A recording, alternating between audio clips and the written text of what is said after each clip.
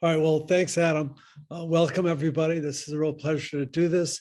Adam says he's been working on it for a while. He just told me about it yesterday. So I may be a little rough around the edges, but I'll do my best. The Domaine Pousse store is really one of the great iconic domains in Burgundy.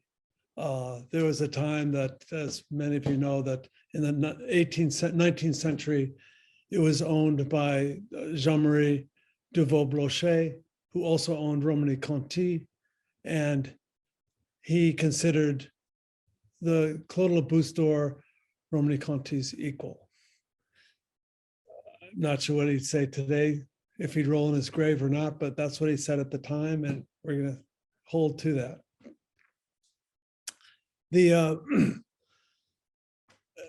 Now, so I'm just following along, let's say. So you see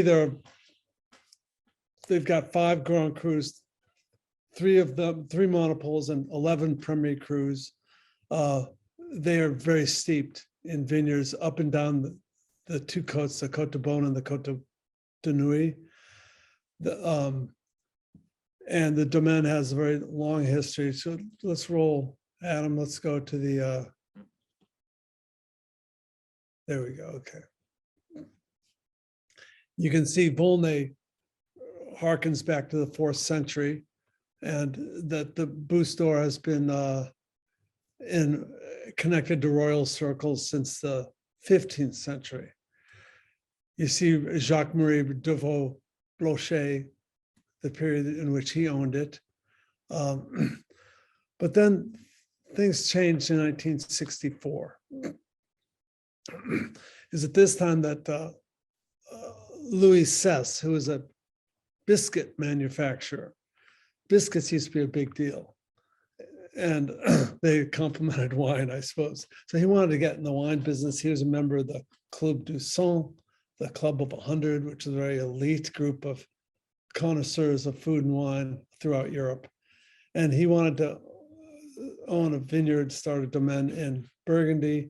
And so he teamed up with Gérard Potel, and they bought Domaine Pousse store as Potel's domain. But Cesse was his backer.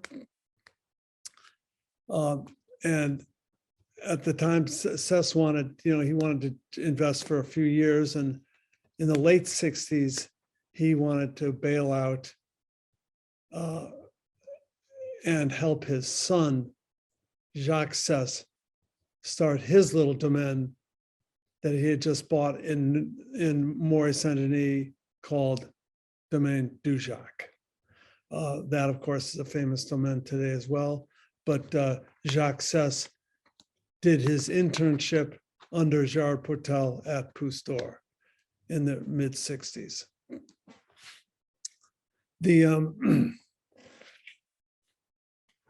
Then you've got, so Potel, yeah, he was a bit of a guru in Burgundy. People worshipped at his feet. They thought he was the greatest winemaker. He was. He made incredible wines. I've been so fortunate as to have more than once, actually, but not for many years, the 1964 Claude Pousse store. An incredible wine that today is still very much alive, if you can find a bottle.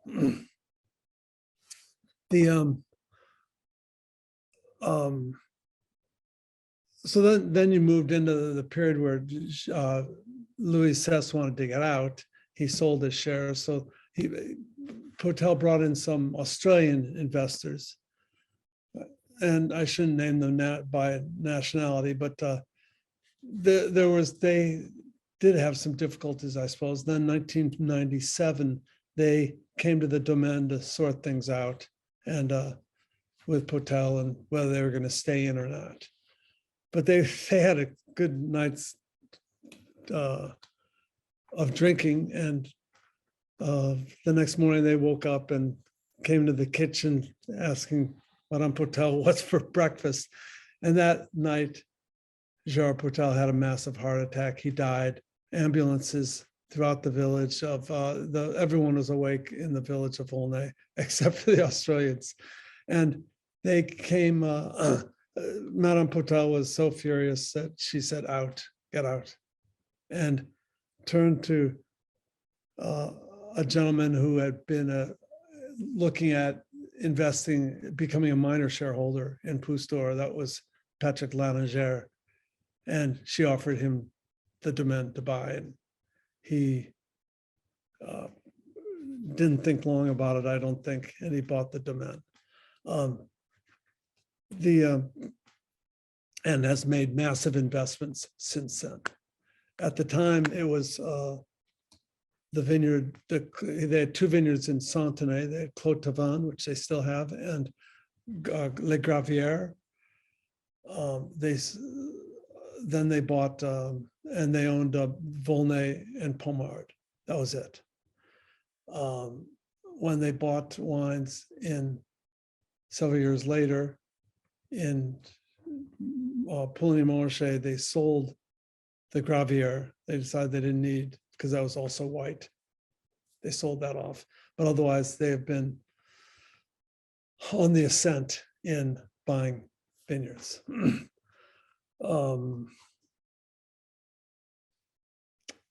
So where are we? So, okay, so the vineyards, they bought quite soon after, and they bought in 1998, Laniger came in. I started importing the wines in 99. And then they bought the 2 vineyards in Corton, giving them Grand Cru vineyards. They bought Clos de Roy, a large slice of Clos de Roy. They're the 2nd largest landowner in Clos de Roy, and a parcel in Corton-Bressant. 2004, they bought the vineyard in Pouligny-Montrachet, Les Cailleret, a great vineyard. We'll speak about that later. He bought that from the Domaine Jean Chartrand, one of the 2 or 3 most prominent growers in Pouligny. And then in 2008, they made the big purchase of Domaine Moine-Oudelot. Moine-Oudelot was one of the great domains in Chambolle-Musigny. It wasn't that they owned vines in Chambolle, but the domain was located in Chambolle, and it was one of the top domains in Chambolle. They owned fantastic land and about 4 hectares of vines. And then a year later, he bought Louis Remy's parcel in Clos de la Roche in Maurice-Saint-Denis. And then 2014, they started the conversion to biodynamic certification, and they won certification in 2000 with the 2018 vintage. So it says that they won certification in 2018, but it wasn't until it was the vintage that they won it for. So it really wasn't until COVID was in place that they won their Demeter certification. In 2021, they purchased 2 more vineyards, one they bought a slice in Chambertin Grand Cru, also in Perrier, Gevrey Perrier Premier Cru, and in Echezeaux.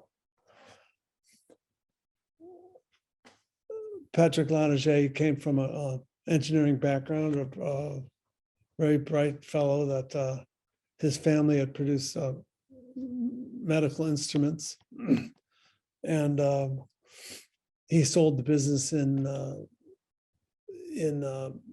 I think 1996, something like that, not long before this happened. So he was in a capital position to invest in Domaine de la Pousse d'Or, and been able to invest considerably after that.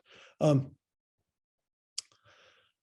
then his son Benoit came in, joined his father about 8 or 9 years ago, and now is pretty much in charge of making the wines. Now,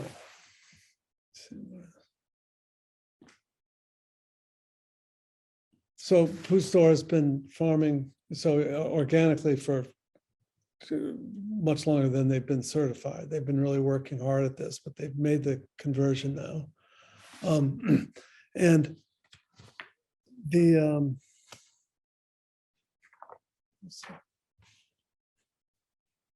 so the grapes are, as a rule, they're harvested, sorted by hand. Bunches are destemmed and fermented on indigenous yeasts in temperature-controlled tanks. It's a beautiful cuvée they have. It's really something, in all gravity flow to the cellar.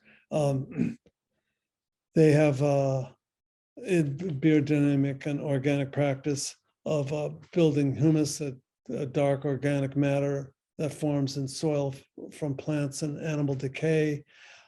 Compost helps maintain soil hydration, particularly important in the recent vintages. Now,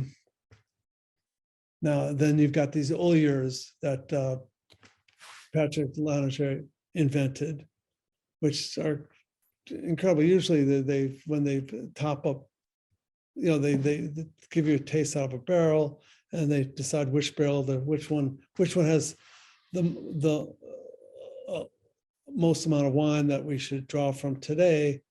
He installed these glass olieurs that tell you exactly how high the ullage is in the barrel, if you will. And so he knows which ones to take from, and also it keeps it anaerobic, the process. They're pretty cool.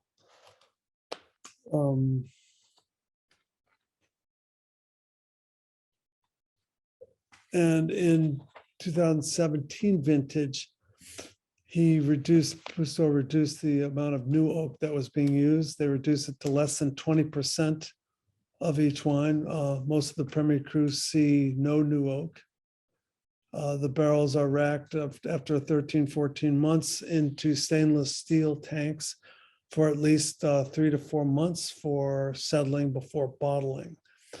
Bottling is only under cork. Wines are aged 18 months in French oak barrels. In recent vintages, Laniger has been experimenting with terracotta amphora for aging some of his Premier Cru wines. He's got 3 wines now under amphora. Benoit believes that the amphora allows a pure expression of terroir, and I follow him in that. You taste the wines that from a certain vineyard, that amphora against a barrel-aged wines, and there's no oak that is hiding the fruit, the natural expression of the fruit, the terroir. So it's pretty cool. Whether they'll eventually go to all amphora, that's anybody's guess. It's a big investment. No one wants to get that wrong. Very little sulfur is added and at any point and during the winemaking process, and all wines are bottled by gravity and are unfined and unfiltered following the lunar calendar. Okay, now the vineyard sites. This is what it's all about. You take a look at what they own. The Grand Crus, it's incredible. They own, they keep getting more, but yes. I've never tasted the Chambertin Echezot. I'm going to Burgundy next month, and I'll taste them for the first time.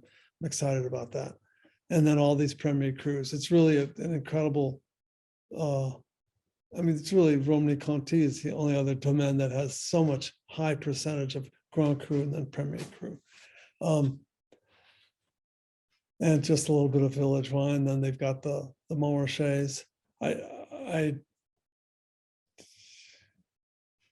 And then you see the 3 monopoles in Volnay, Cailleret, Soissons-Louvray, Clos de la Boustor and Clos d'Audignac as monopoles and of decent size. They're big holdings. You'll see that they are large owners of many of their AOCs.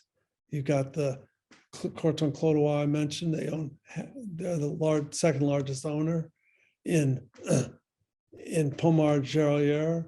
They own half the vineyard, half the AOC, and then you've got the monopoles.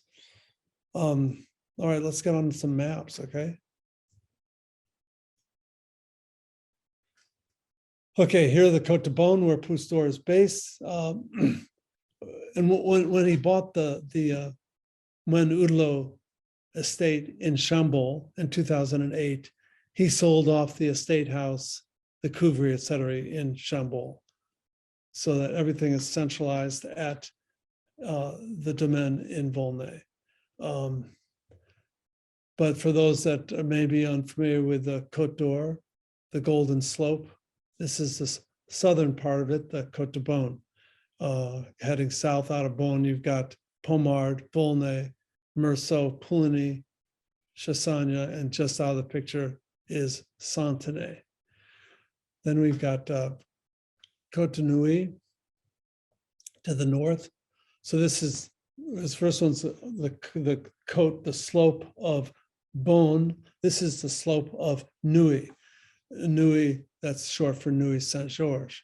And then you've got going north out of Nuits Saint-Georges, you've got the vineyards of Nuits, then you've got Von-Romanée, Chambon-Musigny. Clos Vougeot is tucked in there between Von-Romanée and Chambol, and Gevrey-Chambertin. I would note that going back, Adam, that you've got all the villages of the Côte are hyphenated with their most famous vineyard attached. In 1934, when the AOC system was developed in France, each of these villages decided to take the name of their most famous vineyard, which the vineyard was in fact more famous than the town itself. So Gevrey took the name of Chambertin. I forgot, in between Gevrey and Chambol, not on this map, is Maury. Maury took the name Saint-Denis. Maury Saint-Denis. Chambol took the name Musigny. Von took Romany, and Nuits took Saint-Georges. In the Pouligny and Chassagne are the same thing with the Montrachets. Okay, go ahead, Adam. Now, I'm a great advocate of applying the knowledge of geology to the vineyard sites. And what we have here, we'll talk about Chambol first. And mind you, the Nuits Côte de Nuits wines are so small. There's not much wine to be had, but it's important, I think, to discuss and understand it as part of the thinking and philosophy at Domaine de Pousse d'Or. So we have here, see, the Côte de Nuits vineyards, the geology has been flipped. You've got the old stones, the old rocks on top. In the Côte de Beaune, you've got the younger rocks on top. And these are outcroppings, they're big, like blankets, carpets, these outcroppings that have been twisted, turned, weathered, faulted. And so it's very confusing to look at the map and you see all these different, how the different rock formations are exposed at the surface. But I'll keep this really simple, try to. The Jurassic, you see the oldest part of the Jurassic is the calcaire is the word for limestone in French. So calcaire en troc.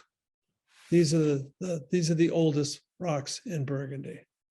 And very important outcropping. You see this color brown on troc. You've got Bonne-Mare is almost entirely of Antroc. You also have a piece of Fusselat, and then right next to you see, and then they're right there, that's Fusselat. And then you've got a piece in the eastern part of Amoureuse. But if you look at the map of the Côte d'Or, you'll see big pieces of Chambertin, Clos de Bez, and Von Romane, La Tâche. You have these are very important exposures. Then you've got the next one is the Austria Acumita, and this is the accumulated oyster shells. Literally, that's what it means. And this, you can see it's got the green, that lovely green color. So part of Bonne-Mare is this outcropping, as well as a part of Amoureuse. Adam, you see Amoureuse right on the Clos Vougeot border, right there, correct? And a lot of it is in Chambertin and La Tâche and Romany-Conti itself. Now, we've all right, now let's go ahead and let's talk about the next slide. We'll have the vineyards as well. We'll come back to that. So the holdings in Chambol. You've got the Chambol Musigny itself, with which is just I'll speak about that first. You can see they've got parcels all over the village that go into the Chambol village wine. Remember, most of you already know this, but for those that don't, in Burgundy, the more specific the geographic description on the label, the higher it is up the pyramid. So simple Bourgogne Rouge Blanc is at the bottom. Then you've got village wine. Then you've got Premier Cru that still must be qualified by the village name. It cannot carry just the name Amoureuse or Charme. It must also have the village name. And then at the top of the pyramid, the Grand Cru, like Bonne-Mare, that does not need to state which village it's in because it's indeed more famous than the village itself. So in this case, what we're going to speak about the Chambol first, and you'll see that it's got parcels all over the village, including an important parcel in Premier Cru vineyards right next to Amoureuse. You see that big black spot that we call Amoureuse on this map. The Pousse d'Or parcel is really just the part on the left, and then you've got the long cylinder part, looks like a office tower in Manhattan. That is in the two Premier Cru sites next to Amoureuse, and those grapes go into the village Chambol Musigny. And then you've got, I'm going to jump around a little bit. Then you've got the Fusselat just on the edge of the village, between the village and the cemetery, as it is. And then you've got the Grosset, which is, there you go. That is on an outcropping of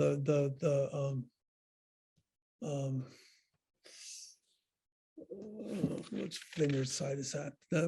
That's on the Calcaire de Primo, right? The Calcaire de Primo, limestone Primo, famous old outcropping of limestone.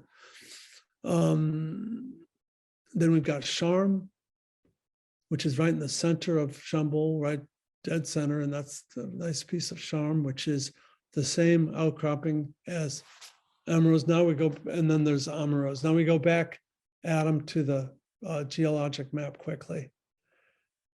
And you'll see that if you can see where Charme, you can see on the map on the right, you can see where these are, but you can try to show, okay, Charme is right in the middle, and that is on the geologic map. You'll see that it is Calcaire de Comblanchien, famous legendary outcropping of limestone. Comblanchien is named after, there's a village called Comblanchien right on the southern end of the Nuit Saint-Georges, the Côte de Nuit. But okay, that's Les Chaumes, and then you've got Amoureuse, and then going further to the left or south, you have Musigny. So Musigny is almost entirely on the Comblanchien soil, as is the one part of Amoureuse that Pousse is on. Then you go down, you'll see the three strata of rocks in Amoureuse. You've got the Comblanchien, and then further down, you've got there, thank you, Adam. That's the Primo, that's the calcaire de Primo. And then further down, you've got the Ontroc and the Austria Acumenica. So Pousse is in the most important part of that. That's where Meunier is. Many people think that that's the best part of Amoureuse. I'm not going to argue it. Then you've got finally the Bon Mar itself. You can see that you see the line on the other map, Adam. There you've got the looks like a little road that runs through north-south in the middle of the vineyard. And that's sort of the dividing line between the white soils and the terre rouge, as it's called in Bon Mar. Terre rouge is more potassium and irons in the clay and limestone. In the north, it's the white stones on the upper part. Many people believe today that the part that Pousse is in, the terre rouge, the red soils, it fares better in our current global warming crisis. They feel that it's the more successful area, but Bon Mar is always great. It has a wild character to it, and they make great wines. And I hope anyone that hasn't tasted Bon Mar will get to before they pass it in the next life. So now, Adam, go back to the next. There we go. Okay, so a quick story about Amoureuse. Amoureuse means lovers, and so of course anyone would be foolish not to imagine that this is a vineyard where two lovers got lost and didn't find their way out. And but in fact, it's called Amoureuse because the clays are, it's fairly heavy clay on the surface. And after a good rainstorm, when the vigneron goes out to work his vines in his boots, the clay sticks to his boots, clings to his boots like lovers. And that's why the name came about.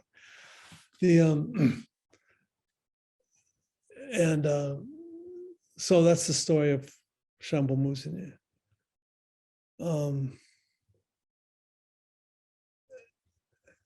Adam, should we go to the next village? Okay, we're not going geographically. This is to the north now, but contiguous to Chambon. And you can see the Bon Mar, but you don't really see it, but if you see Clos de Tar on the left side of the picture, there's a fine line that runs up and down next to the dotted border. No, to the left, Adam. There, that line right there. No, the one just that fine, faint line. That's the northern extension of Bon Mar. The rest of Bon Mar is 95% in Chambon, but there's one slender sliver of it in Maurice Saint-Denis. Okay, so that's where we are. Then you go further north to the other edge of Maurice on the Chambertin side, and you'll see where Pousse vineyards are in Clos de la Roche. They own the three parts of Three Lieux Dits, Clos de la Roche itself, then Les Mauchamps to the east, and Montlouison to the west. David, I'm going to jump in here real quick. Just let everyone know, again, the Q&A is available. If anybody has any questions feel free to jump in. This presentation, again, a YouTube link will be sent out at the end, along with, we have access to the full PDF.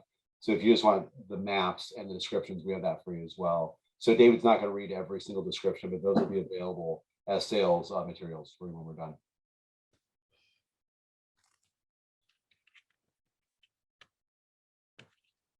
All right, Adam. Now let's keep moving. I mean, these wines basically aren't terribly available anyhow. But okay, so now we're going to go down to Corton. You've got Corton Bresson on the lower part of the slope, and these are more a feminine expression of Pinot Noir. Philippe Sénard, a great producer in Corton, calls it the Queen of Corton. And the three most important vineyards of Corton would be Bresson, Renard, and Clodois. But Clodois is considered the greatest. It's the greatest expression of the weight, the fruit, the intensity of Corton. Really, they all Cortons need to be compared to Clodois.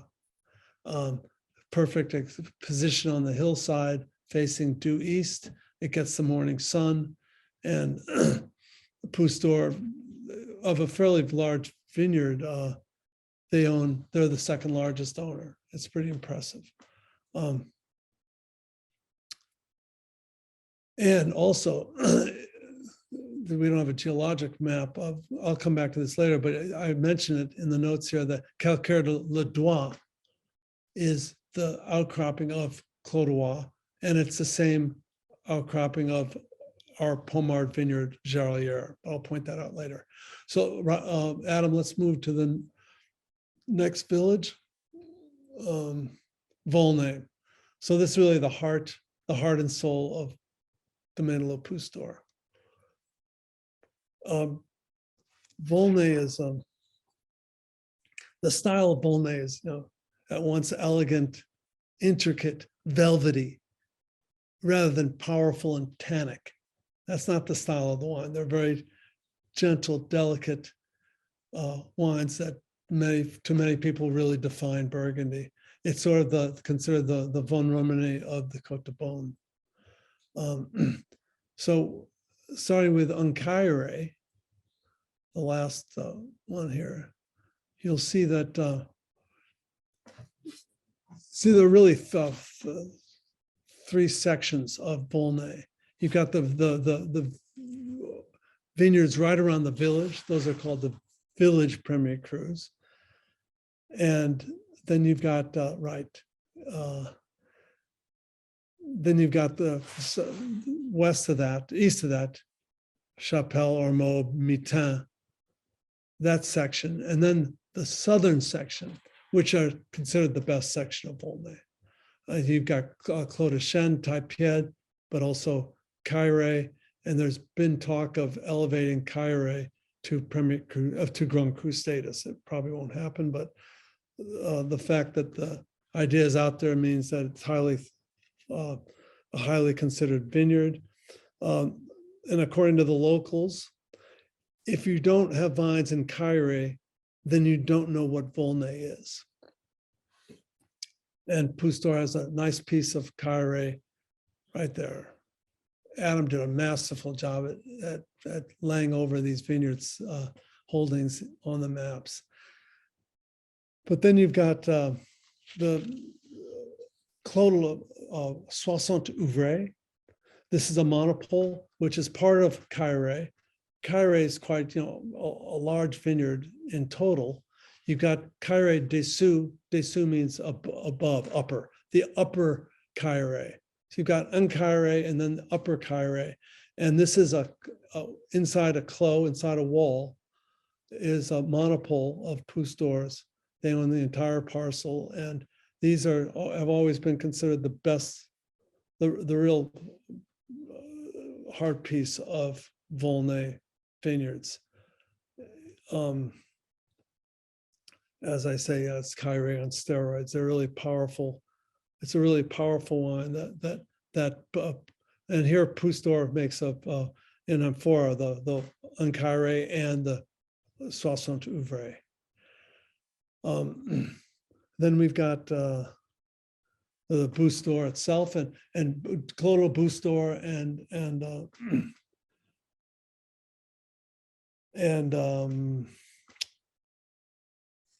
what's the other one?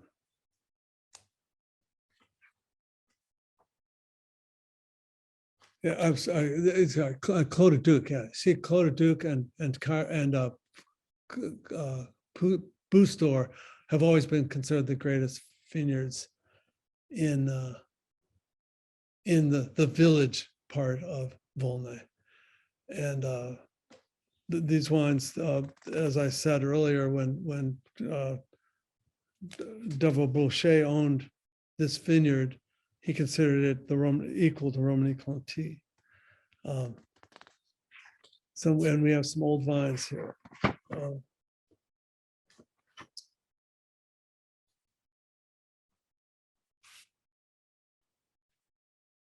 Now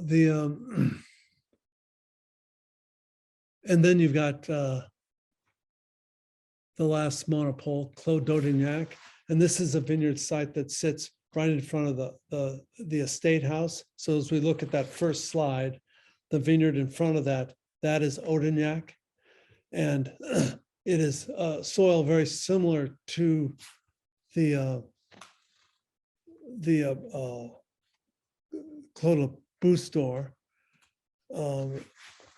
It doesn't, the sunshine stays with the Clodagh Pousse store another hour in the growing season, and perhaps that's why that vineyard is favored over the Audignac, but great positions both. Now let's go to Pommard. So this is a vineyard Gerlier, which is they have a big parcel. They own nearly half of the vineyard Gerlier, and it's on the Volnay border, so it could be considered the most Volnay-like of the Pommard vineyards. Pommard differs from Volnay in that it has a higher component of clay in the soil, which gives them more weight and power. So whereas Volnay, we were speaking of delicate, intricate, charming, Pommard are more foursquare, powerful wines that need time to develop. But this is the most Volnay part, and as the geologic map points out, it is on the Calcaire de Le Doigt, if you see where that is. This section, thank you, Adam, that runs through the vineyard. This is very old part of the soils that and it runs through, and then with faulting, it breaks. But on the other side of the village, it also includes Grand Epinot. So Adam, come there. The Grand Epinot, Petit Epinot are on the same outcropping as Gerlier, and also let's not forget, contiguous to Gerlier is the Rougienne Bas, the lower part of Rougienne, and there is a very strong case being made for Epinot and Rougienne Bas to be elevated to Grand Cru status. It's tricky because they both have vineyard parts that would not qualify as Grand Cru. So how do they break it off? Then they have to rename them. It's a bureaucracy. It's a bureaucratic problem that the French have. But it's important to us that we can see that the Gerlier sits in a very important piece of limestone. Now, what's the next slide? There we go. Okay. Now we've moved to the white wines in Pouligny. And this is a domain that in 2004 that Pousse bought nearly 2 acres of vineyards from Jean Chartrand in his Clos de Carré. Carré has always been defined by Jean Chartrand, and Jean-Michel Chartrand, a good friend of mine, that makes the wines there at Jean Chartrand. He's a great guy, and he's sorry that they had to let the vines go, but they needed estate taxes, death taxes are very high in France. And, as all domains try to deal with this, struggle with this, the Pousse was there was open with a checkbook and were able to buy these great vineyards in Caire. Interesting story. Then we've got the Chevaliers right next to it, but you can see that Caire is the best position of all the premier crus in Poulenny, and they are generally the most expensive. It sits right between Montrachet, contiguous to Montrachet and Chevalier. Montrachet. When Jean Chartrand tried to get their parcel, their northern parcel, the parcel of northern Chevalier Montrachet, just above their Caire vineyards, they have Chevalier vineyards, and it used to be Caire, and they got it elevated to Grand Cru Chevalier, but they were caught moving topsoil from the Caire side into their Chevalier side. And the judges decided, you're not playing fair. This land will be forever deemed non-AOC. And so if you see that white sliver between the two pieces of, there we go, thank you. That is, those are vineyards that cannot go into Chevalier, or it's deemed unclassified land. People have to be careful. So now we've got, but enough said, these are incredible wines, very rare. And you can see the parcel of Chevalier that they have. These are actually vines that came from Olivier Leflevre. It's a small parcel. They make a couple barrels, and terribly expensive wine, but great wine. Okay, now moving ahead, and finally Santenay at the bottom of the hill, the bottom of the Côte, I should say. You can see the Clos Tavannes, which is almost, they own a large part of this AOC, and it's right on the Chassagne-Montrachet border. And it borders a part of Chassagne that are red wines, Pinot Noir.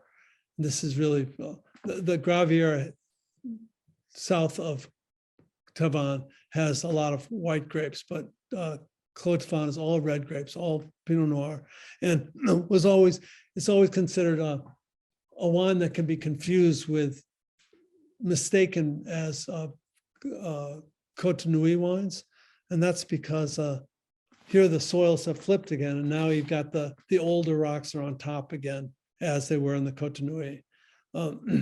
It's never been, it used to be very highly regarded, Santenay. When Davot Blanchet died, he left his vineyards to his two daughters, and one got the Santenay and one got the Von Romanet wines. And the sister that got the Santenay wines thought that she got the better deal.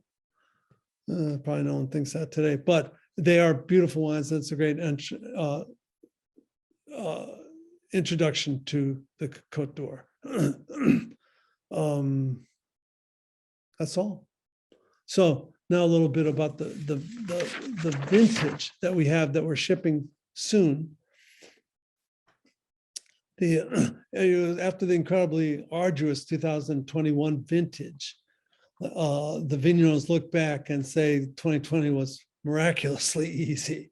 In fact, there was no frost, and the flowering was a few weeks early, in the middle of May, and the summer was pretty easy time, although it was very hot. They had incredible heat spells, and they had a super early harvest, but that's what the community has become acquainted with the global warming. It was a long stresses of drought that scared them the most, but then they got a welcome rainfall on the 23rd and 24th of August in the Côte that allowed people to have a sigh of relief, and they are very happy with the production of the 2020 wines. And we must remember that there's almost no 2021, so I guess we need to take wines when we can get them. I think that's all. Thank you very much. Real pleasure. I hope you all enjoyed it. And if you have any questions, great.